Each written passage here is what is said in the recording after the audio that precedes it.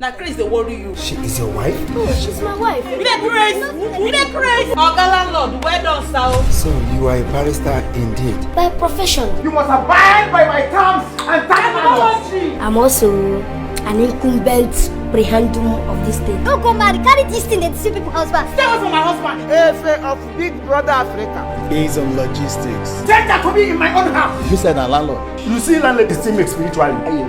Now you go call my mother. I'm going to deal with you. Stupid blunder fool. My husband never flush her.